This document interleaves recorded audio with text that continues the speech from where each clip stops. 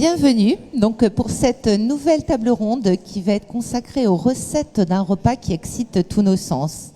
Alors vous le savez, d'abord il y a la vue, donc qui permet de détecter la présentation du plat, la disposition des aliments, l'harmonie des couleurs. Vient ensuite l'odeur qui vient presque simultanément, puis la texture qui va se dévoiler sous la fourchette et le couteau. Et puis ensuite, lorsqu'on aura le mets en bouche, il va vraiment dévoiler tous ses arômes, révéler sa saveur salée ou sucrée. À chacun de ces plaisirs, c'est bien sûr notre cerveau qui intervient et c'est ce que nous allons voir avec nos invités que nous sommes ravis d'accueillir, Renaud David, Florencia Montes et Jérémy Topin. Et la modération de cette session va être assurée par Béatrice Parino, rédactrice en chef adjointe au Point. Béatrice, vous allez nous emmener dans un monde de saveurs. Alors je compte sur les trois intervenants pour le faire moi. Je me contenterai d'imaginer les petits plats des uns et des autres. Bonjour à tous, merci d'être présents et bonjour à tous les trois en particulier. Je démarre par vous Jérémy, vous êtes docteur en chimie mais vous y connaissez quand même un petit peu en alimentation et dites-moi si je me trompe mais selon vous l'essentiel du goût passe par le nez. Oui, exactement. Ce qu'on a l'habitude d'appeler le goût, bien en fait, c'est l'olfaction, c'est-à-dire ce sont les arômes. On a un petit souci de micro. Mettez-le près de votre bouche, sinon on le change. C'est bon. Ok, désolé. Donc oui, ce que l'on appelle le goût, généralement dans le langage commun, en fait, c'est plutôt l'odorat qui va jouer un grand rôle. Et en fait, ce sont les arômes des aliments que nous dégustons qui nous apporte le plus de sensations. Alors comment ça marche ? Qu'est-ce qui se passe au niveau du nez ? Eh bien, notre nez va reconnaître les molécules qui vont être volatiles, c'est-à-dire quand on va ingérer des aliments, à la faveur de la mastication, ils vont diffuser dans notre cavité buccale et rejoindre en fait notre nez et diffuser jusqu'à l'épithélium olfactif. C'est une zone qui malheureusement, à la suite du Covid, est mieux connue du grand public. Donc si vous vous souvenez, quand on vous a fait des tests pour le Covid, on vous a enfoncé un petit écouvillon dans le nez assez profondément. Mal, ouais. Voilà, on est allé quasiment jusqu'à votre épithélium. Et donc, bon, au moins au niveau du grand public, on peut localiser cette zone. Et donc c'est au niveau de cette zone que vous avez des neurones spécifiques qui vont reconnaître les molécules volatiles qui sont diffusées dans votre bouche. Et donc, à ce niveau-là, vous allez avoir une reconnaissance de ces différentes molécules basées sur leurs propriétés. C'est-à-dire qu'elles soient grosses, petites, qu'elles aient différentes fonctions. Ces molécules vont être reconnues par vos neurones olfactifs. Quelques chiffres peut-être. Donc, on a environ 10 millions de neurones à ce niveau-là. C'est beaucoup par rapport au nombre total de neurones qu'on a, je ne me rends pas compte. C'est pas si énorme par rapport au nombre total de neurones, mais c'est beaucoup quand même. Voilà, ça reste quand même quelque chose d'important. Et la particularité de ces neurones, c'est qu'ils expriment un seul type de récepteur et que simplement dans l'olfaction humaine, on aurait environ 400 types de récepteurs dédiés à la reconnaissance des odeurs. Donc ça, par contre, c'est un très grand nombre. C'est la plus grande famille génétique chez l'humain. À titre de comparaison, dans les yeux, on a 3 types de récepteurs. Donc ces récepteurs vont permettre de transformer le signal chimique, c'est-à-dire les molécules, en signal électrique qui va se diffuser le long de nos neurones et être interprété par notre cerveau en odeur. Donc ce qu'il faut se rappeler, c'est que finalement, une molécule n'a pas d'odeur. Une molécule va prendre une odeur quand elle est sentie par un humain. L'odeur, c'est quelque chose qui est créé par le cerveau humain. Florencia, vous cuisinez tous les jours, c'est votre métier. Vous êtes co-chef du restaurant Onis. Est-ce que quand vous êtes derrière les fourneaux, le sens auquel vous faites essentiellement appel, ou la partie du corps sur laquelle vous appuyez essentiellement, c'est le nez, vous confirmez ? Oui, absolument. En fait, par exemple, quand on va découvrir un produit qu'on ne connaît pas, avant de le mettre dans la bouche, avant de le goûter, on va le toucher, sentir son parfum, son odeur. Et après, je pense qu'on va les goûter. C'est une façon c'est un instant. Moi, je parle du côté plutôt intuitif, non? Pas l'explication scientifique, mais je pense que ça va tout à fait dans la même direction. Et même aussi quand on cuisine, on a des autres sens qui rentrent en jeu. Donc on a toujours les bruits qui nous disent si quelque chose brûle, si quelque chose commence à cuire. On a aussi les parfums si quelque chose brûle, si quelque chose commence à caraméliser. Et les arômes qui nous donnent envie aussi de manger. C'est un sens qui rentre absolument, au moins de mon côté, quand on cuisine. Renaud, Florencia vient de dire les odeurs, les arômes qui nous donnent envie de manger. Est-ce qu'il y a justement, comme elle le dit, des odeurs qui créent cette sensation, cette envie de manger particulièrement? Alors, vous avez des odeurs qui créent plus de plaisir, possiblement, associées à des aliments. C'est pour ça que des aliments très sucrés, de manière un peu naturelle, quand on prend chez les tout petits enfants, sont plutôt appétantes d'emblée. Ensuite, c'est très culturel, les odeurs. Alors peut-être qu'on peut le développer avec quelqu'un qui vient d'une autre culture. Mais pour vous l'illustrer, quand je vais à Taïwan et que je montre de l'odeur, je présente de l'odeur de chocolat chaud, nous, ça nous plaît plutôt pas mal en France. À Taïwan, ça leur plaît pas du tout. Donc il y a un aspect très culturel des odeurs qui font qu'on peut pas tout généraliser sur les odeurs.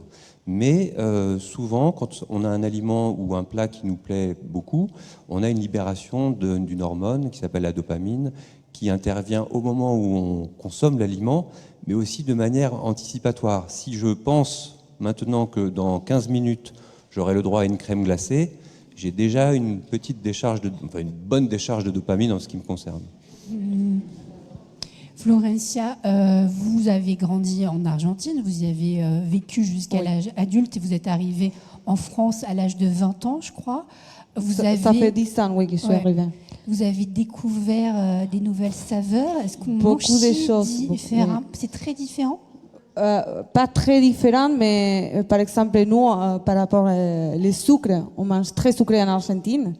Donc là, j'ai pris l'habitude, après 10 ans ici, je mange beaucoup moins sucré. Et en fait, quand je rentre chez moi, parfois, j'ai un peu du mal à manger une glace parce que je trouve que c'est trop sucré.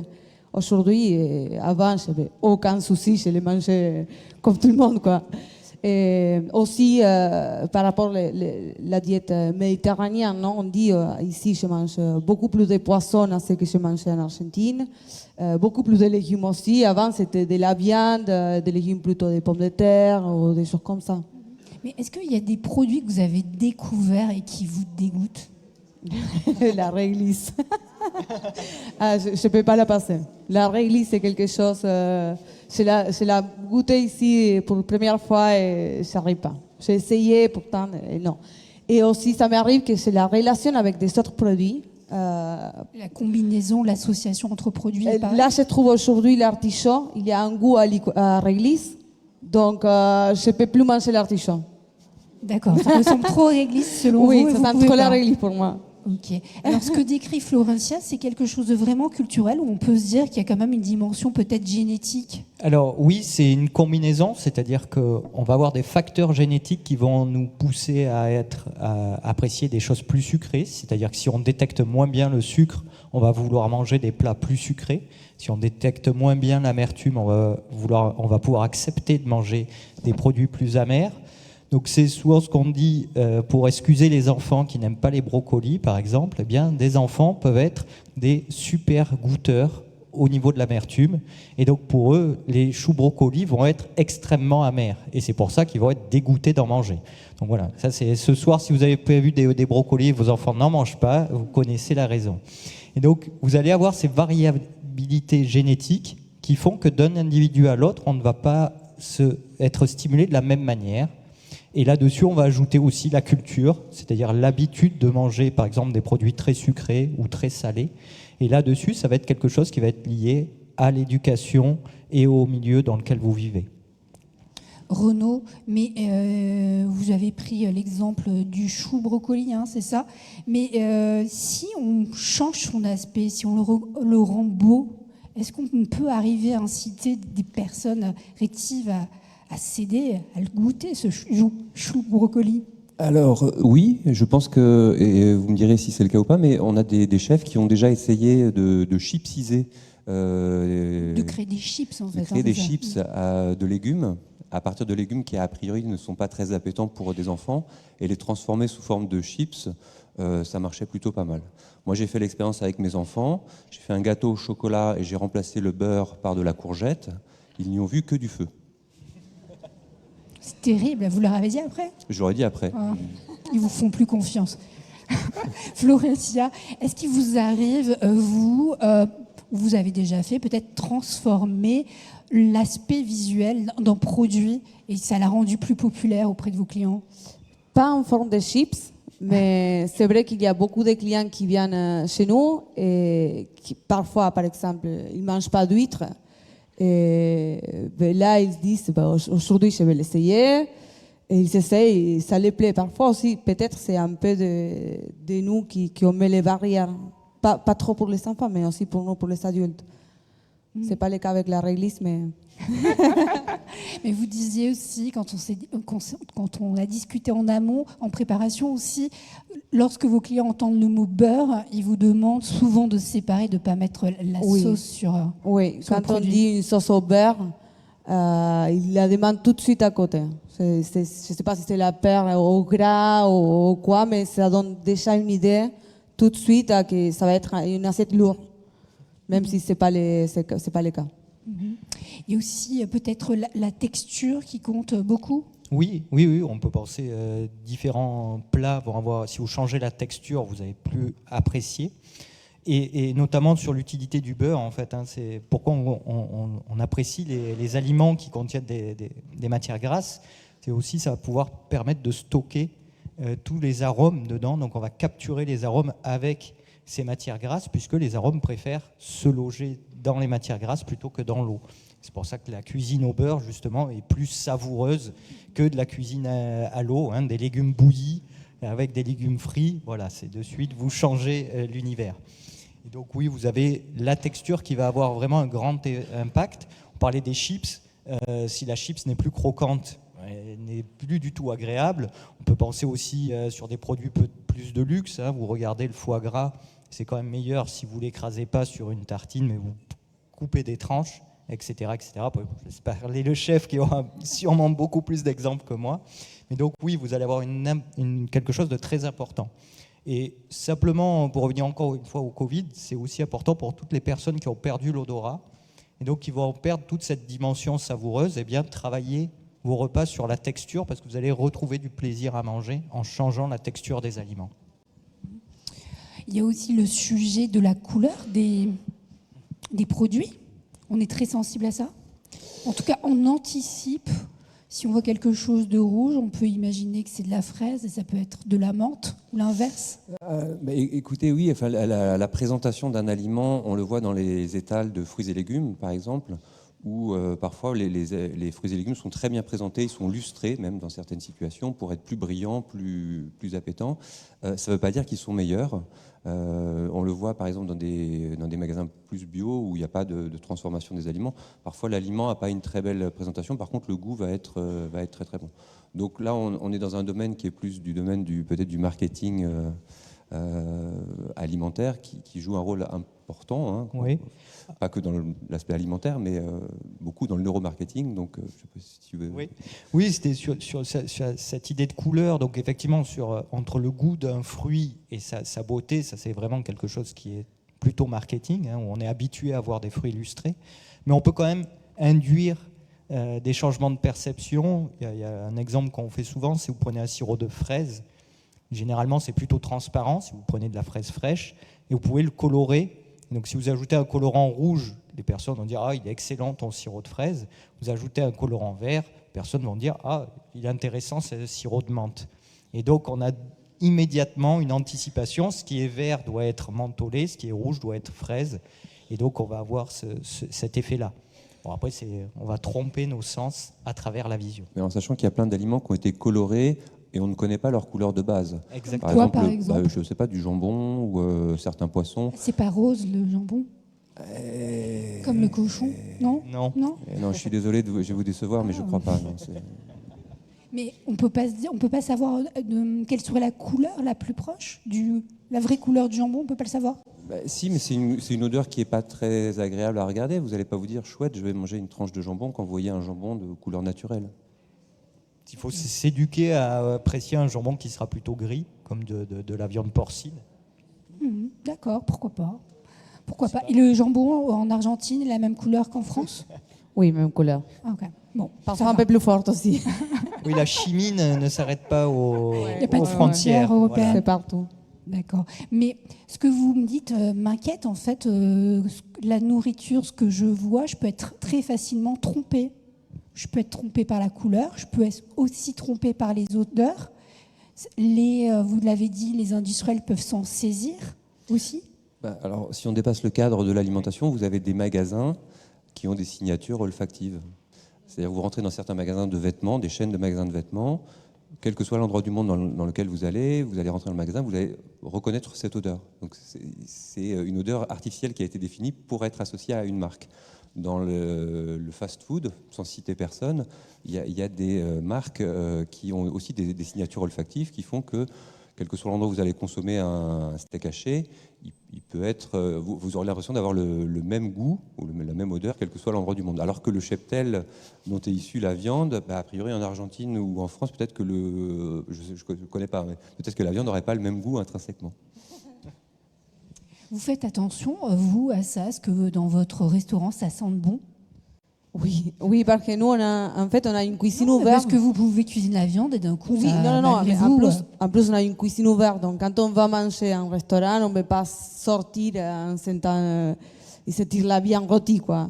Donc, nous, parfois, on fait des préparations pendant la journée et après, il y a des odeurs à cuisine. Donc, par exemple, on peut brûler des branches de romarin ou des autres choses pour donner des arômes un peu plus jolis, pour dire, plus agréable pour, plus agréable on en pour les revient clients. toujours au nez. Oui. D'accord. Et dites-moi, est-ce que ça existe la mémoire gustative? Oui, on a une mémoire associée que ce soit donc au goût ou à l'odeur. Tout le monde a en tête la fameuse histoire de la Madeleine de Proust. Pour les plus jeunes, si vous avez vu le film Ratatouille, c'est la même idée. Donc Pixar recopie généralement les anciennes histoires. Et donc c'est cette idée que les odeurs sont un formidable pourvoyeur émotionnel et mémoriel. C'est-à-dire que quand vous allez sentir quelque chose, ça va évoquer assez rapidement une image, une mémoire. Et avec le goût, on va avoir ceci, mais qui est moins direct. C'est-à-dire que vraiment le côté mémoriel est plus important au niveau de l'odorat qu'au niveau du goût. Et ça, c'est dû à l'architecture de notre cerveau où, en fait, les neurones qui détectent les odeurs sont directement liés au centre du cerveau qui vont être impliqués dans la mémoire et les émotions. Vous, est-ce que vous arrivez à recréer des saveurs de votre pays d'origine avec les produits locaux? Oui, absolument. Comme quoi, par exemple? Qu'est-ce que vous avez à faire? Par exemple, aujourd'hui, on a fait une dulce de leche, c'est une confiture de lait, une sorte de confiture de lait, c'est encore un peu plus foncé et plus concentré. Mais on va jouer un peu, donc on va ajouter des topinambours, par exemple. Donc on donne toujours une twist à nos recettes, mais ce sont des choses basées et créées par des mémoires à nous, à notre enfance. Aussi, ça nous arrive souvent qu'on fait des plats et un client vient et nous dit « Ah, ça, il m'a transporté à mon enfance ». Et ça, c'est un des plus beaux compliments qu'on peut recevoir, nous. Vous avez beaucoup parlé du Covid. Je crois que vous avez travaillé tous les deux sur ce sujet-là, sur la perte de l'odorat. Vous en avez été victime. Comment on fait pour cuisiner? C'était terrible pour moi. En fait, j'avais des choses qui brûlaient et je ne me rendais pas compte. Et il y avait des choses aussi. Nous, on goûte tout le temps toutes les préparations avant de servir aux clients. Donc, c'était très difficile parce qu'il fallait faire goûter aux autres personnes parce que moi, j'avais perdu l'odorat. Donc la moitié de mon goût, de mon perception du goût, elle n'existait pas. Et vos études, elles vous ont appris quoi en fait? Alors sur la perte de l'odorat, il y a un point, c'est vraiment un très bel exemple de l'importance de l'odorat. En fait, finalement, c'est quand on le perd qu'on se rend compte de son rôle central dans notre vie. Et je dirais malheureusement, à la défaveur du Covid, beaucoup de personnes se sont rendues compte que c'était un sens qui était très important dans le quotidien, que ce soit dans différents métiers. Et il y a peut-être un point aussi à souligner, c'est qu'aujourd'hui, si vous perdez l'odorat, vous n'êtes pas considéré comme étant handicapé par la sécurité sociale. C'est-à-dire qu'on ne va pas vous donner aucune indemnité, même si vous ne pouvez plus travailler. Donc si vous êtes chef d'un restaurant, ça va être très compliqué de continuer à travailler et vous ne serez pas reconnu comme handicapé. Donc ça montre vraiment que dans notre société, l'odorat reste un sens qui n'est pas important et pas reconnu. C'est-à-dire que si on le perd, ce n'est pas très important au niveau de la sécurité sociale. Et donc après, je ne sais pas si tu veux continuer. Pardon, je n'ai pas dit quelle était votre profession, mais vous êtes médecin psychiatre. Et je prolonge ma question. On a souvent lu que les personnes qui perdent leur odorat étaient parfois plongées dans la déprime à cause de ça. Oui, ça, sans aucun doute, pour différentes raisons, que vous soyez chef ou pas du tout, mais des gens qui sont des hédonistes patentés, quand ils perdent la sensation de plaisir de boire un bon vin ou avoir un bon repas, leur vie est complètement modifiée. Et puis il y a aussi la perception de ses propres odeurs. Si vous n'êtes plus en capacité d'identifier vos propres odeurs, vous êtes gêné dans votre vie de société, en vous disant est-ce que je sens mauvais quand je vais à un endroit, donc toujours regarder si on se parfume pas trop, si on se parfume pas assez. Donc c'est très très impactant dans la vie privée. Et puis par rapport au Covid, c'est vrai qu'une chose intéressante, c'est que la perte de l'odorat, elle a été dépistée assez tardivement. Dans les pays asiatiques, au début, on ne l'avait pas identifié. On l'a identifié après, et on s'est rendu compte que c'était un marqueur plus précoce de gravité finalement d'un pic épidémique que les entrées en réanimation. Et nous, c'est ce qu'on avait montré avec des collègues, c'est que si on avait pu faire un test olfactif à la majorité de la population, on aurait pu prédire 7 jours avant un pic épidémique par rapport au nombre d'entrées en réanimation. Donc ça, c'était un aspect important. Et l'autre aspect important par rapport à ça, c'est que la perte de l'odorat concernait les formes de Covid qui étaient souvent les moins graves, donc celles qui n'avaient pas nécessité d'aller en réanimation. Ça veut dire que les gens qui avaient les formes les moins graves étaient dans la vie de tous les jours, étaient potentiellement plus contaminants parce qu'ils continuaient à être en interaction avec d'autres. Donc pareil, on aurait pu peut-être éviter des contaminations si on avait dépisté l'odorat de manière systématisée à grande échelle. Alors, est-ce que vous avez pu apprendre ce qui se passe quand on perd l'odorat? C'est une destruction de neurones? C'est des récepteurs qui fonctionnent moins bien? Il y a deux raisons à la perte de l'odorat. Vous allez avoir des pertes d'odorat transitoires où du jour au lendemain, vous ne sentez plus rien. Et puis, l'odorat revient des fois au bout d'une semaine. Ça, c'est des choses qui sont très proches des rhumes. Finalement, vous avez le nez qui est littéralement bouché parce que vous avez une inflammation de la cavité nasale. Et donc, tout simplement, l'air n'arrive plus à votre zone d'identification des odorants. Donc, vous avez perdu l'odorat. C'est quelque chose qu'on dirait plutôt de manière mécanique, physique. Et vous avez d'autres cas où vous avez eu des destructions en fait, de cet épithélium, donc surtout des cellules autour des neurones.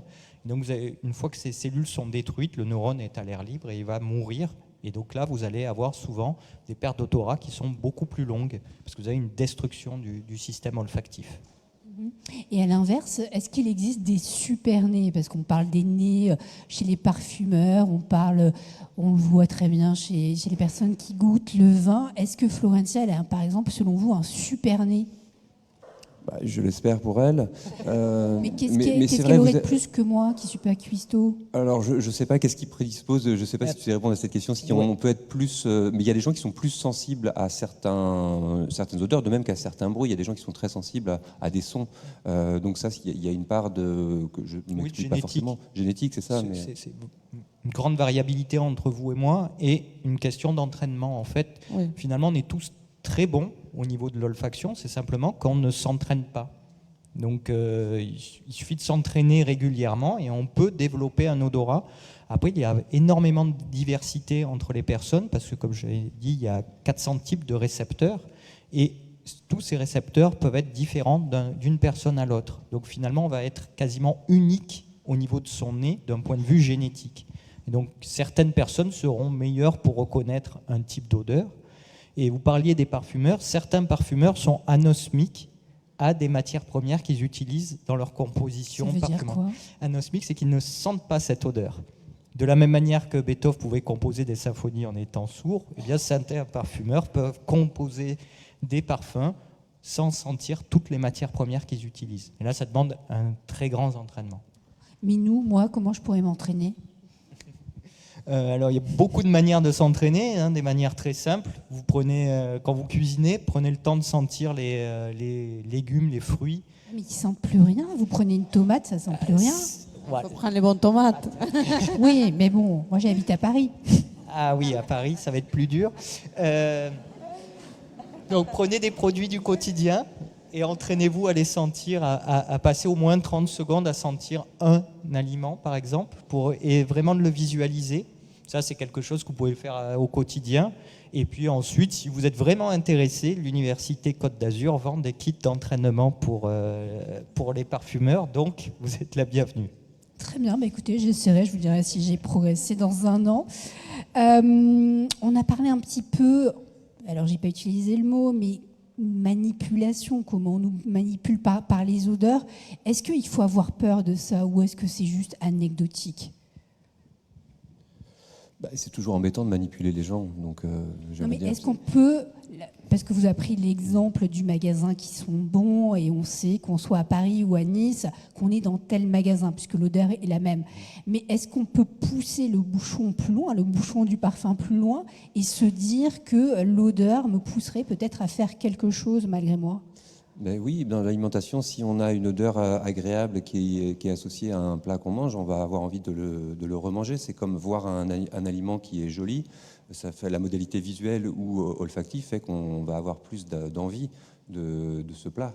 Donc oui, on peut manipuler sans aucun doute. Que vous dire de plus ? C'est sûr que ne pas savoir. Il y a des enfants, par exemple, ils savent pas que le poisson c'est pas carré dans une boîte qui vient d'un. Donc ça c'est embêtant si vous voulez. C'est embêtant de savoir qu'un poulet ça peut voler éventuellement et que c'est pas quelque chose qui est sous cellophane. Donc pour les odeurs ça pourrait être la même chose. Connaître la vraie odeur des aliments bruts, pour moi je pense que c'est important. Et donc manipuler artificiellement les odeurs pour leur donner une valence éventuellement agréable, c'est embêtant. Surtout quand du coup il y a des gens qui ne connaissent pas la vraie odeur des choses. On n'a pas parlé dans notre sujet, un petit peu quand même avec vous qui mettez du romarin pour que votre restaurant sente un peu bon. Les mauvaises odeurs, est-ce qu'il y a une universalité aux mauvaises odeurs ou c'est comme les bonnes odeurs d'une culture et d'une région à l'autre, ça peut changer ? Alors il y a quelques odeurs qui sont quand même plutôt universellement déplaisantes, mais encore une fois, ça va varier d'une région à l'autre de manière assez importante. Vous prenez par exemple des fromages français, vous les emmenez en Asie, les gens vont vous dire il faut jeter ce produit, il est périmé, il ne faut pas le manger. Et au contraire, vous allez aller dans certains restaurants et vous allez dire mais c'est impossible de manger cela, c'est périmé. Donc vous avez le côté culturel qui est important sur des odeurs très fortes et des mauvaises odeurs. Après, l'anecdote, c'est que la CIA avait voulu faire une bombe puante universelle. Donc, ils ont de l'idée pour disperser les personnes. Ils n'ont jamais réussi à avoir une odeur qui vraiment déplaise et disperse tout le monde. Donc, ils ont arrêté l'idée. Mais donc, il y a une sorte de points communs sur quelques mauvaises odeurs, notamment si on va sentir une odeur de cadavre, 99% des personnes, normalement, vont partir, sauf s'ils ne sont pas habitués. C'est dans votre kit, ça ? L'odeur ? Non. Okay. Non, c'est dans le kit donc pour les blagues. Ah bon. J'ai quand même commandé votre kit à l'université.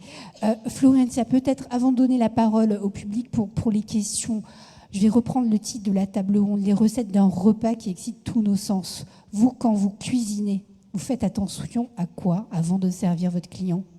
Si on résume, vous faites attention à l'odeur, oui, à la présentation. Oui. Déjà d'abord, le client, les premières choses qu'il va, comme on disait, quand moi je découvre un produit, le client, la première chose qu'il va faire, c'est sentir l'odeur, le parfum du plat et visuellement le regarder, ça me plaît pas, c'est joli, c'est pas joli, c'est bien dressé, c'est pas bien dressé.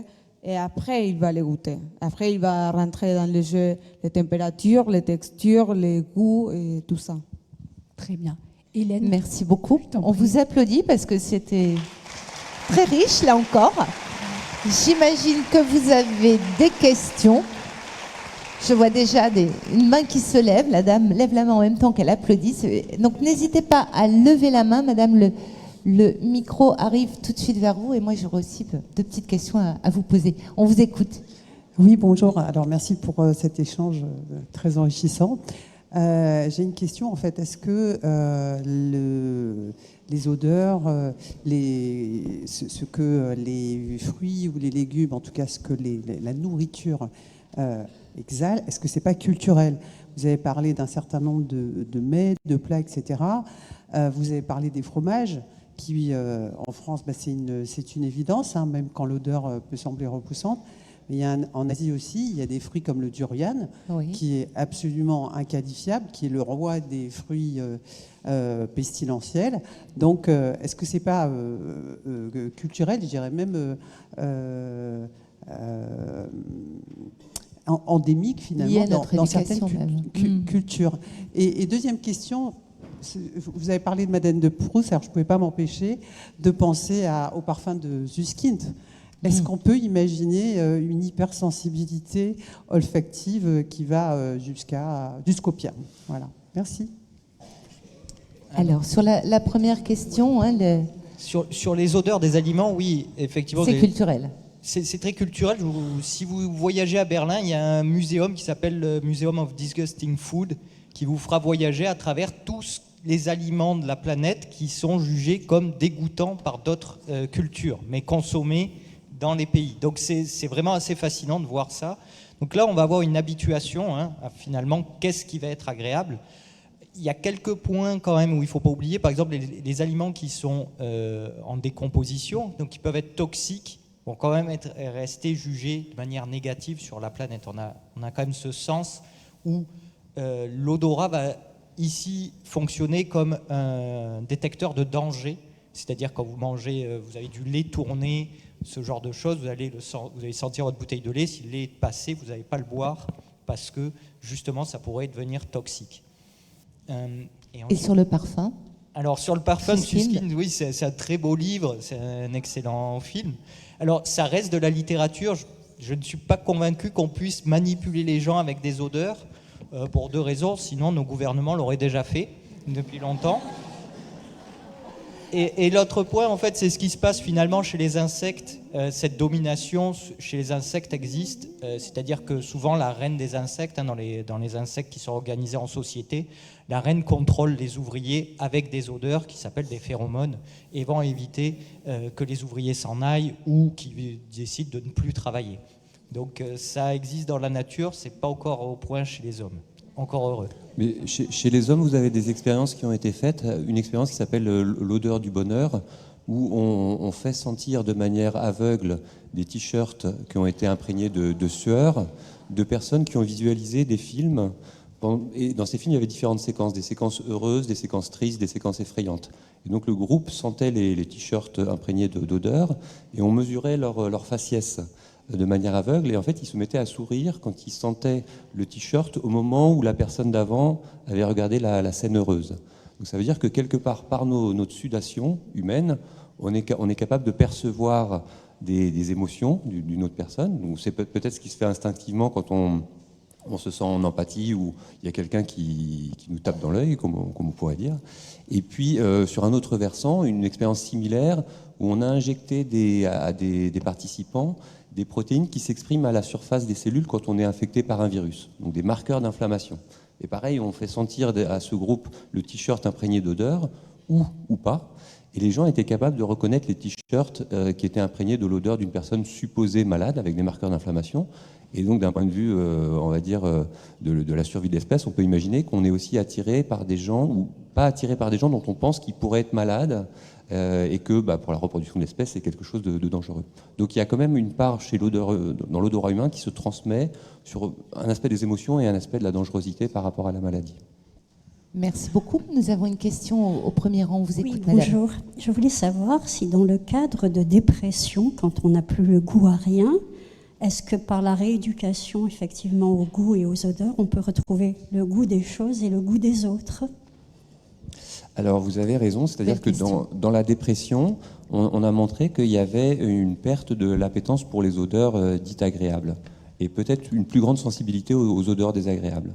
Donc oui, il y a probablement... Alors le problème, c'est que quand vous êtes dans une phase très dépressive, vous allez être très sensible aux odeurs désagréables.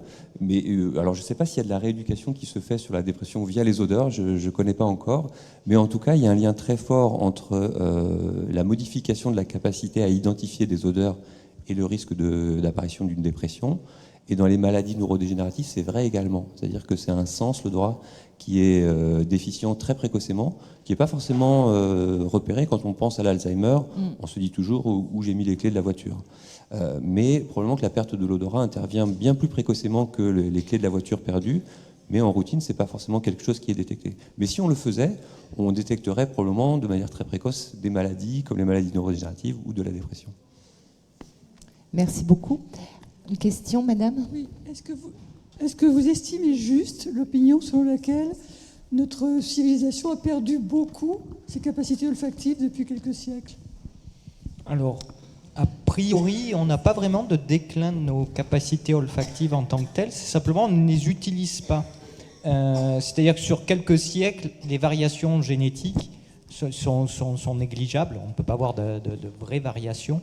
Simplement, on n'utilise plus notre odorat. Et il y a des expériences dans des universités où les personnes s'amusent à créer des traces olfactives au sol et demandent à des étudiants à suivre la trace olfactive, comme un chien finalement.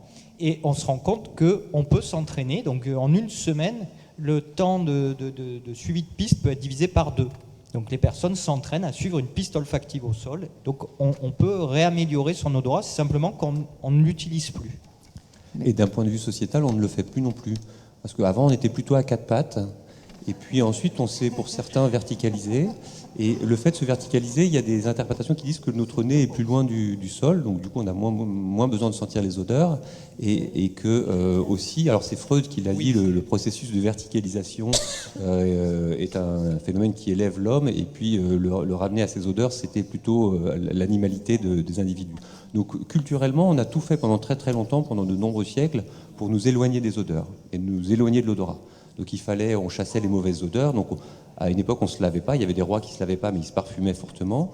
Et donc c'est récent l'idée qu'on puisse s'intéresser aux odeurs, de même que d'un point de vue médical, quand on n'avait pas certains outils de diagnostic. Par exemple, pour des maladies rénales, on goûtait les urines. Vous imaginez bien qu'on ne goûte plus les urines. Moi, j'ai jamais goûté d'urine de patient. Et je n'ai pas prévu de le faire. Mais il y avait un sens intéressant de l'odorat, très développé à une époque, qui n'est plus du tout le cas maintenant. Et c'est vrai que peut-être que maintenant on essaie de plus développer l'odorat, mais c'est un sens parmi nos 5 sens qui a été le plus mis sur le déclin. Allez-y. Oui, c'était simplement pour continuer, parce que toi tu es de freudien, mais Nietzsche a dit justement « tout mon génie est dans mes narines », donc un autre Allemand a contredit un premier Allemand. Moi j'ai une interprétation, c'est que Nietzsche finalement a vécu sur la Côte d'Azur, donc lui il était au milieu des fleurs, et c'est pour ça qu'il a apprécié l'odorat par rapport à ceux qui vivaient où il faisait gris et il pleuvait tout le temps.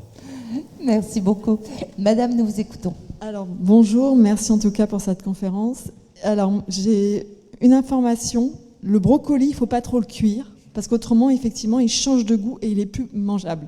Donc ça, c'est juste comme ça. Et surtout, moi, j'ai une question.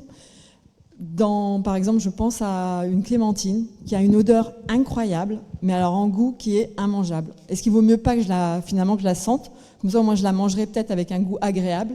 Voilà ma question. Merci. Alors, Jérémy, Renaud. Juste un mot sur le goût. Souvent, ça va être l'odeur, ça va stimuler votre nez, le goût va stimuler votre langue. Et donc, souvent, quand on dit un goût désagréable, ça va être soit c'est amer, soit c'est trop acide, ou soit ça n'a pas de goût, malheureusement. Et après, je ne sais pas, en cuisine, comment on peut intégrer des produits où on a juste l'arôme et pas le goût là-dessus, je ne saurais pas vous répondre.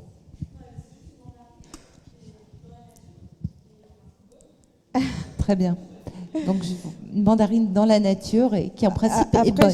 Ça, je pense aussi que c'est très personnel parce que peut-être vous n'aimez pas le goût de la clémentine et moi, je peux adorer. Donc, ça va encore sur chaque personne. Mais les parfums, c'est vrai que c'est trop bon. Madame, on vous écoute.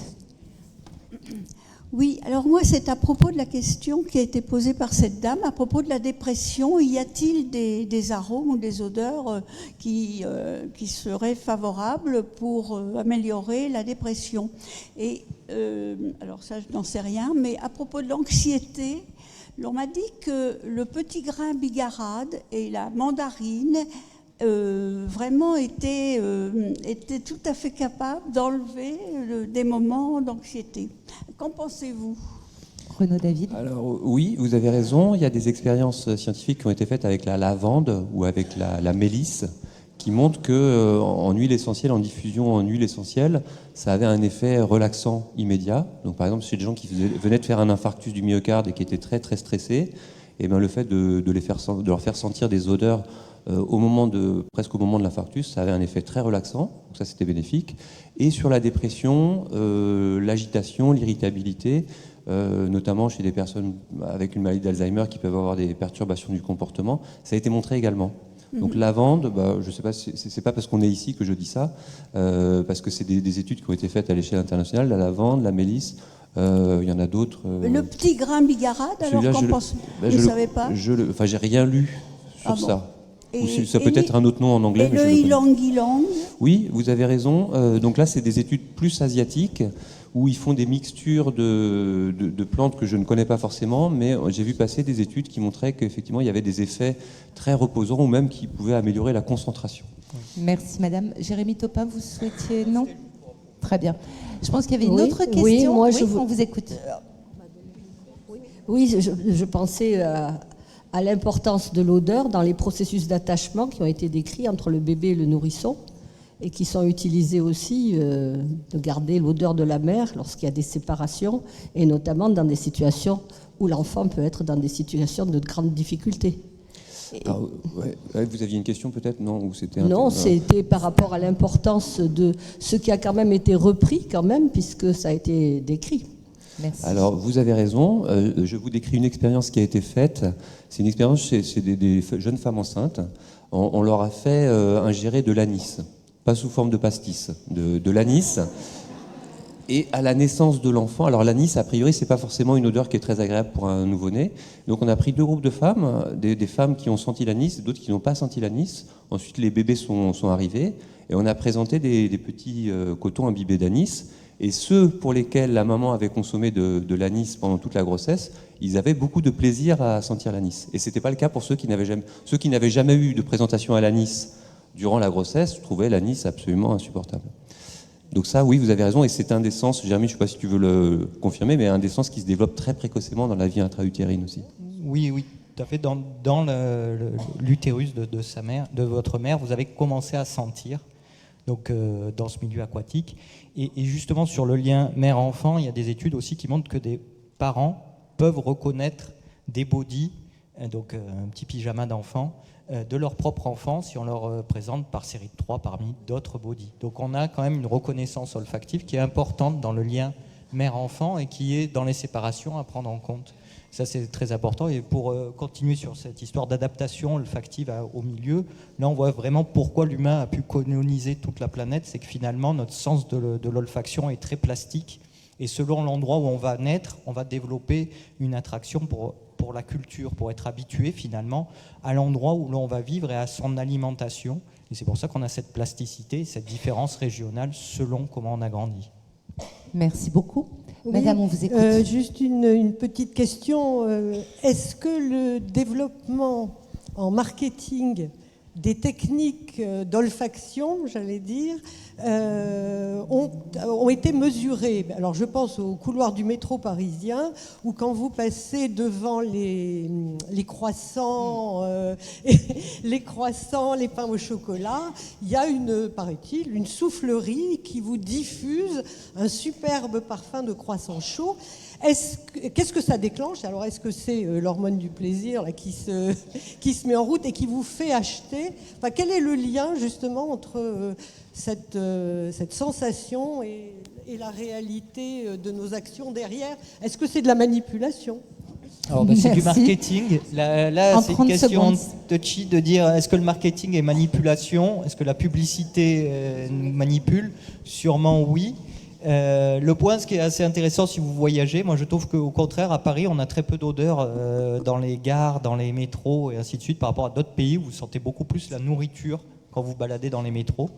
Et oui, vous allez être influencé, c'est ce que le docteur Renaud disait au tout début, docteur David, pardon, disait au tout début, sur l'anticipation. Quand vous allez avoir une odeur, vous allez être préparé à vouloir acheter ce produit. Et puis inversement, il y a des mauvaises odeurs qu'on cherche à annuler, par exemple dans des hôpitaux ou dans des EHPAD. Parfois, ça peut avoir des odeurs pas très agréables. Et de plus en plus, il y a des diffuseurs d'odeurs qui sont mis dans des établissements comme ça pour donner quand même une sensation plus agréable de venir dans les établissements. Merci beaucoup. On vous applaudit tous les trois. Merci beaucoup, Béatrice.